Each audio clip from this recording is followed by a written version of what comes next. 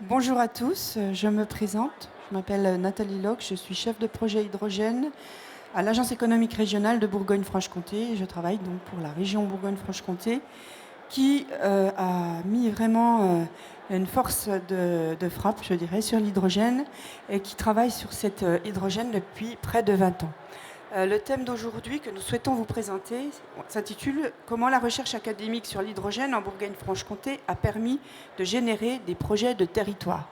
Alors ça peut paraître un peu un sujet qui paraît déconnecté, la recherche, les projets de territoire, mais en fait, tout est né il y a plus de 20 ans d'une volonté politique où un ministre à l'époque de l'enseignement supérieur et de la recherche, Jean-Pierre Chevènement de Belfort, a voulu, parce qu'il rencontrait souvent le CNRS, les chercheurs, a voulu sur l'école d'ingénieurs de Belfort développer à proximité un laboratoire sur la recherche des piles à combustible. Depuis, évidemment, les choses ont beaucoup évolué, et notamment l'engouement pour cette nouvelle énergie qu'est l'hydrogène, énergie. Et nous avons aujourd'hui des implantations dont la dernière a encore été évoquée hier sur le stand et présentée par la présidente de région, l'entreprise Génie, qui va fabriquer des électrolyseurs, mais avec la particularité qu'elle fabrique aussi les membranes à échange d'anions. Donc le seul aujourd'hui fabricant de membranes pour les électrolyseurs, accessoirement aussi à terme les piles à combustible en France. Ce qui d'ailleurs au passage permettra d'assurer une vraie souveraineté en la matière.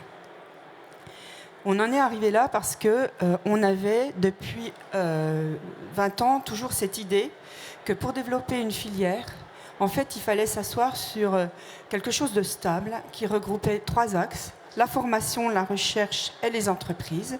Et aujourd'hui, on dit la formation, l'emploi et les compétences, la recherche appliquée fondamentale et les entreprises, quelle que soit la taille de l'entreprise. Donc, on a décidé de... Alors, je ne sais pas, il n'y a pas les... Non. On avait normalement des présentations qui montraient cette timeline sur 20 ans, c'est-à-dire depuis les années 2000 jusqu'à 2022, aujourd'hui, que je peux résumer de la façon suivante. La première décennie a été, à partir de ce laboratoire et cette plateforme de tests et essais de piles à combustible de Belfort, on a soutenu vraiment la recherche en région. L'hydrogène était encore quelque chose de très méconnu et qui avait vraiment besoin de devoir développer des solutions. Donc ces solutions, à partir des années 2010-2012, se sont transformées. On a rajouté la couche démonstrateur. On a eu des projets emblématiques comme le Mobipost pour distribuer le courrier de la poste, mais avec un petit véhicule type quadricycle propulsé à l'hydrogène sous forme solide. Pour la petite histoire, les facteurs ne voulaient pas entendre parler de stockage compressé, ils avaient peur. Donc on a utilisé les compétences d'une entreprise locale, Mytech, pour mettre de l'hydrogène solide. Aujourd'hui, ce Mobipost, qui s'appelle Mobitech, parce qu'il n'est pas seulement potentiellement utilisable par la Poste, connaît une nouvelle génération et va peut-être pouvoir être industrialisé rapidement parce qu'il y a des marchés là-dessus.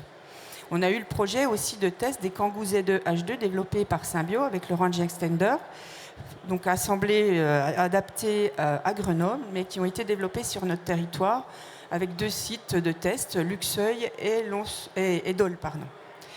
Et puis, on est passé, avec la feuille de route hydrogène, à une volonté d'avoir aussi des retombées économiques avec de la création d'emplois, et pas seulement faire de la recherche et pas seulement faire de la démonstration. On continue, bien entendu. Et aujourd'hui, on voit déjà des implantations comme l'usine McPhy d'électrolyseurs, l'usine Génie d'électrolyseurs, Forestia pour les réservoirs, qui livre les camions Hyundai, les 1600 camions qui sont en Suisse voisine.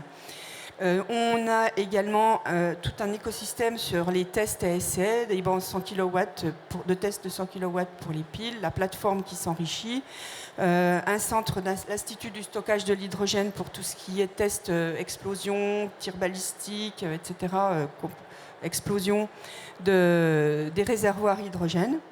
Et on voit que cette stratégie qui a été développée sur 20 ans a abouti.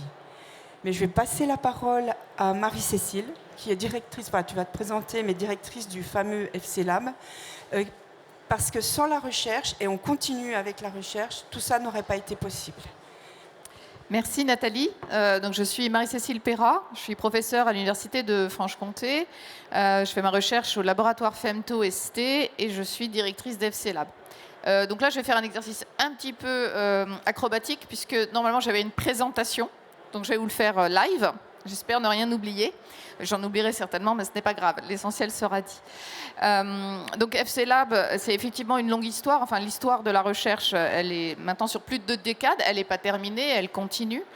Et ça a été le point de départ, avec un point de départ de recherche avec une volonté d'expérimenter, de faire de l'expérimentation, de manière à pouvoir valider les concepts et les valider à une échelle représentative de l'application. Donc une recherche qui est drivée par les applications, de la recherche appliquée dont on est fier, aussi noble que la recherche dite fondamentale.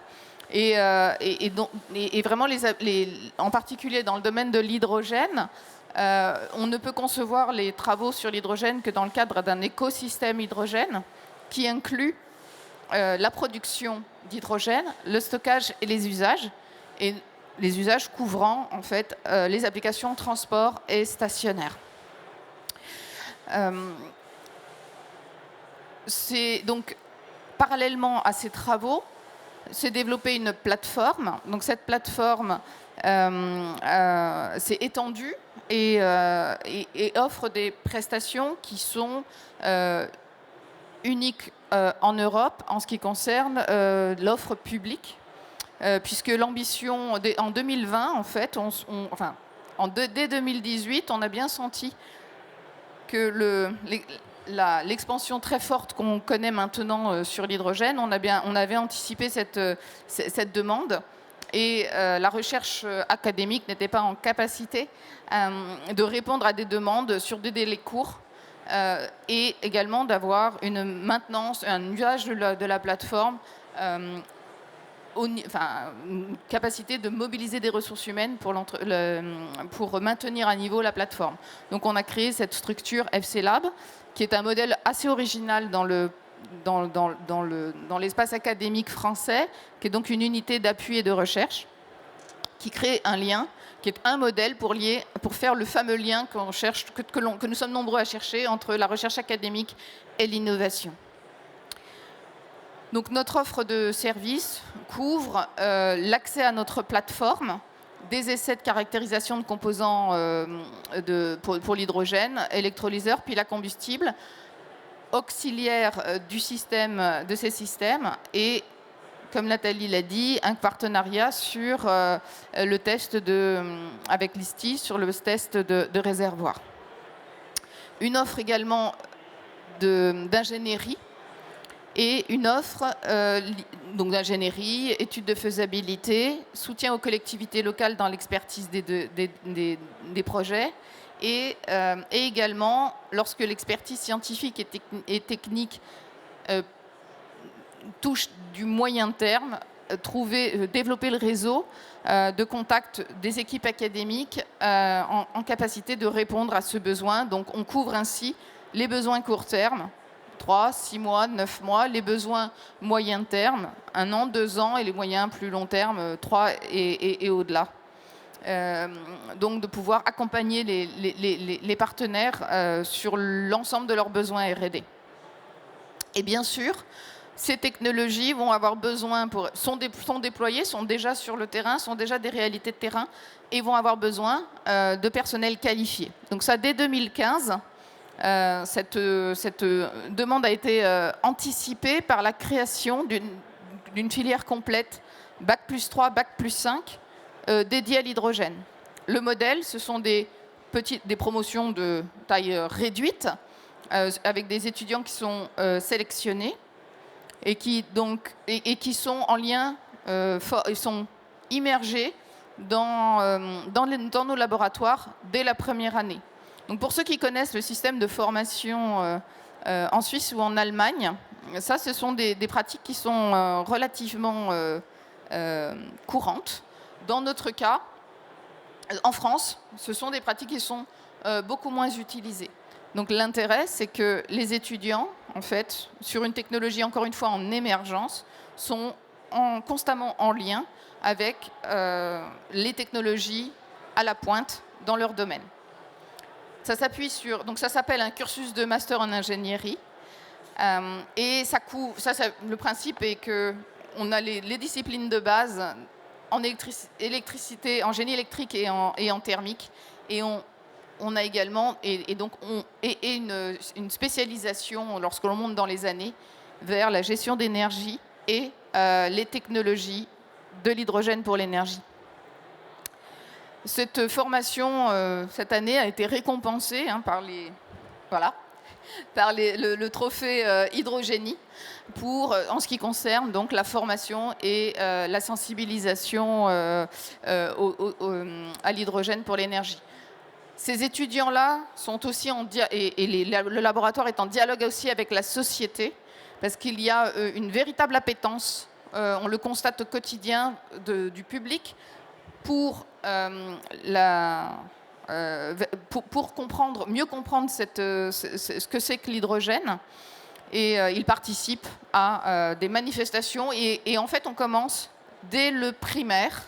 Ils vont au-devant des classes et également lors de nos manifestations, donc notamment le forum Business for Climate qui est organisé annuellement dans la région, à la rencontre du public. Parce qu'il n'y aura pas cette sensibilisation du public à l'hydrogène fait partie de l'acceptation de cette nouvelle technologie par la société et également est importante pour convaincre la force publique de l'intérêt du citoyen pour cette technologie. Donc ça, c'est le deuxième volet. Donc on avait le volet recherche appliquée pilotée par les usages. Deuxième volet de la formation. Et troisième volet qui est tourné vers l'innovation. Donc ça, le territoire a été leader sur plusieurs premières mondiales de ce point de vue. Donc, alors, première mondiale ou nationale. Donc, je commencerai puisque à Belfort, on a eu le premier véhicule immatriculé en 2011, autorisé à circuler sur la voie publique. En 2014, la première flotte de véhicules immatriculés autorisés à circuler sur la voie publique.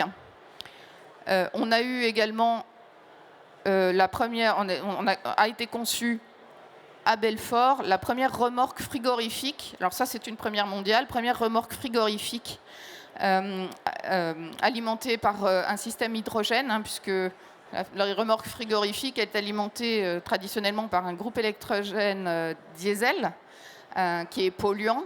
Et là, l'idée, c'est effectivement d'avoir une remorque optimisée du point de vue énergétique et complètement et sans émission de CO2. Et qui avait été présentée à Evolution en 2020. C'était encore au Parc Floral. Et effectivement, c'était très intéressant parce qu'en fait, aujourd'hui, on voit qu'on veut décarboner les camions, mais que si on commence déjà par faire ces parties qui sont plus simples, ça permet déjà d'améliorer beaucoup les choses. Et ce camion a fait plusieurs milliers de kilomètres sur les routes en transportant des yaourts. Les yaourts sont arrivés frais, je vous rassure. On a également construit un container dans lequel il y a qui peut être relié à des panneaux photovoltaïques, dans lequel on met un électrolyseur, un stockage et une pile à combustible. Et la chaleur dégagée par ces composants est réutilisée, est utilisée par un système thermochimique pour fabriquer du froid. Parce que ce conteneur-là est en expérimentation actuellement en Polynésie. Il alimente un bâtiment de l'université de Polynésie et ils n'ont pas besoin de chaleur, ils ont besoin de froid. Et ça, on sait très bien qu'on anticipe ces besoins, parce que les besoins en froid, en fait, l'été, sont pratiquement maintenant équivalents, voire supérieurs aux besoins en chaleur en hiver, dans nos zones tempérées. Voilà, donc tout ça pour vous montrer que on est donc sur de la démonstration. Et puis on a également ces travaux-là, ce diptyque s'appuie vraiment, sur une troisième patte pour en former un triptyque. On a eu 3 start-up issues des travaux de ces travaux, une start-up, enfin maintenant qui sont devenues des entreprises, mais initialement une start-up sur Besançon, sur les réservoirs, donc la société Maïtech, un cabinet d'ingénierie, qui est le cabinet Justy, et la société H26, qui est implantée à Belfort. Et voilà, donc là on est déjà dans une réalité économique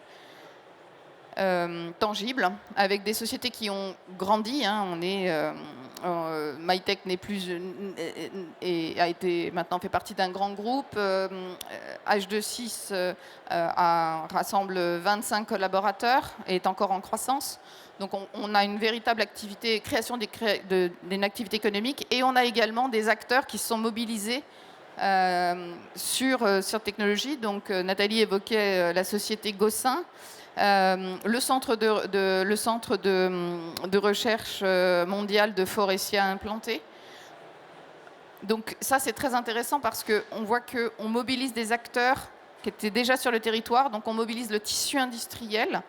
Et cette mobilisation en fait est due au fait que c'est l'ensemble du territoire qui porte cette filière. Et puis on a des réalisations également, puisqu'il s'agit qui montrent aussi qu'on a pu convaincre aussi la force publique. Et bien évidemment, convaincre la force publique, c'est indispensable actuellement. On ne peut que constater pour déployer ces projets, il y a un effort d'investissement très important à faire, et cet investissement ne peut être fait que par la force publique.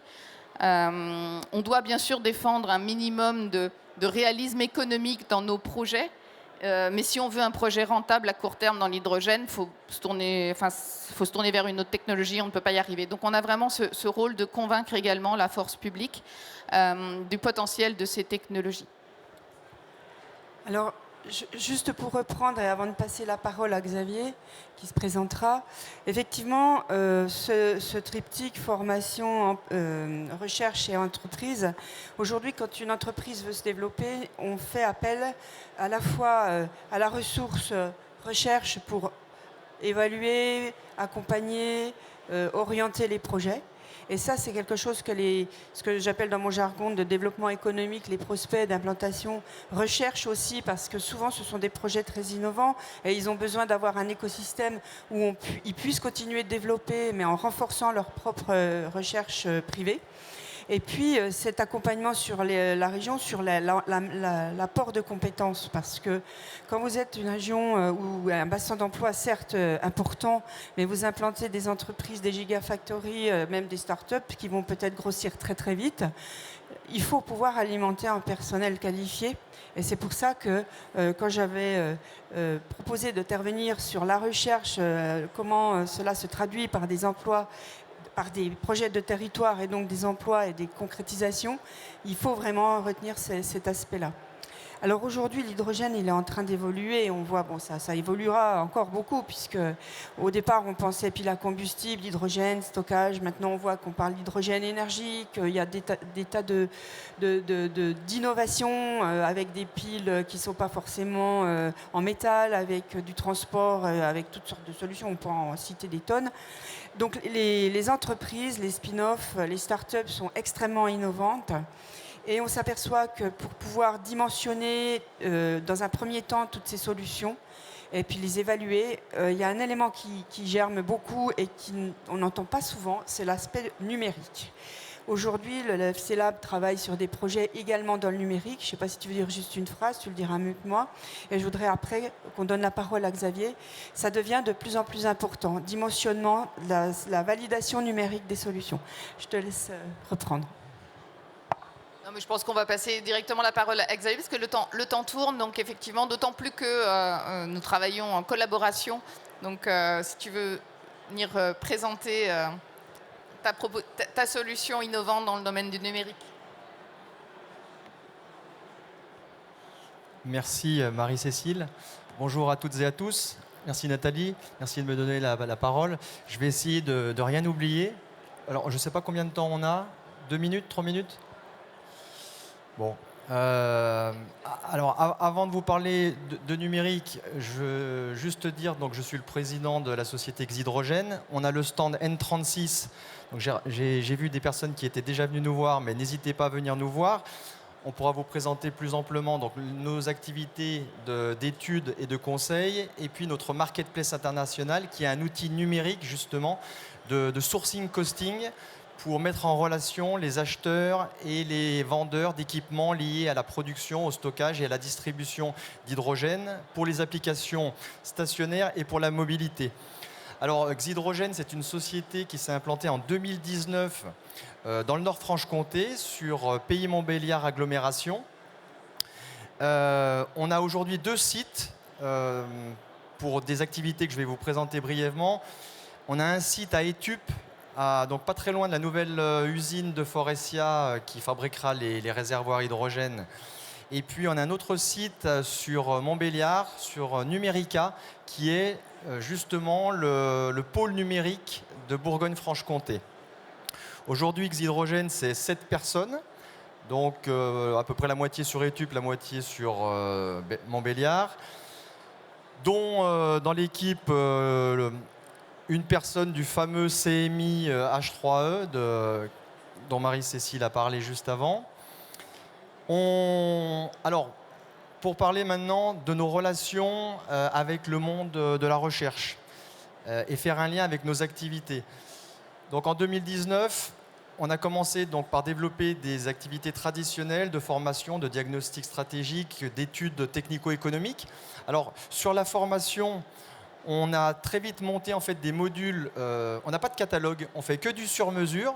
Donc les clients, que ce soit des collectivités ou des industriels, nous consultent avec un cahier des charges et on monte des formations sur mesure en s'appuyant donc sur nos experts en interne, mais aussi sur des laboratoires de recherche et sur des industriels. Et donc on associe ces trois compétences. Et pour parler concrètement là, du Nord-Franche-Comté, la première formation qu'on a vendue à un client étranger, un client luxembourgeois en 2020, on avait associé le FC Lab. Donc ça, c'est la première je dirais, illustration des relations entre l'industrie et le monde académique. Sur nos diagnostics stratégiques, on accompagne des entreprises, principalement des PME, qui veulent se diversifier dans le secteur de l'hydrogène. Donc c'est de la veille commerciale, c'est de la veille technologique, c'est de la veille réglementaire, c'est de la veille concurrentielle.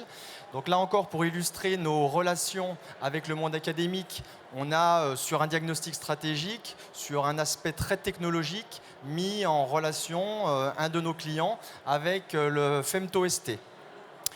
Ça, c'était en 2021. Et puis, pour parler des études technico-économiques, donc on intervient en assistance à maîtrise d'ouvrage, on intervient en amont des appels à projets de l'ADEME sur des études d'opportunité, des études de faisabilité, et puis ensuite sur des études de dimensionnement.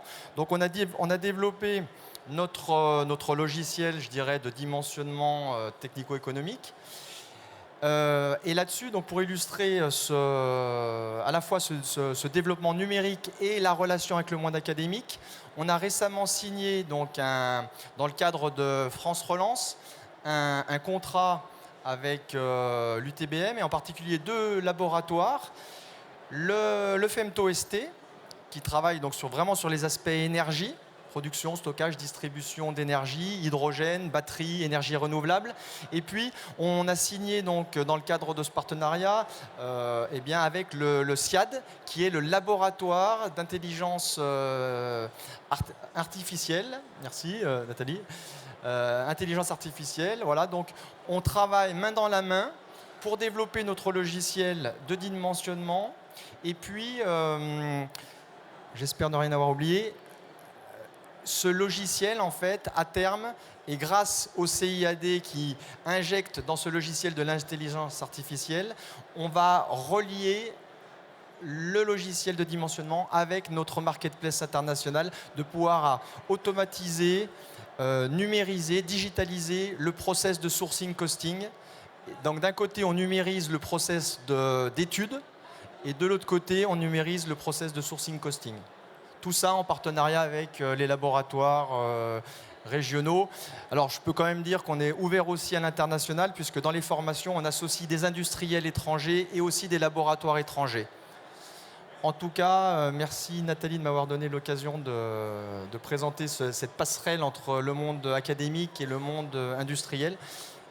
Merci beaucoup. Merci, Voilà. messieurs, dames. Donc, en très peu de temps, on a essayé de vous faire une synthèse pour montrer le lien entre l'industrie, la formation, mais surtout la recherche.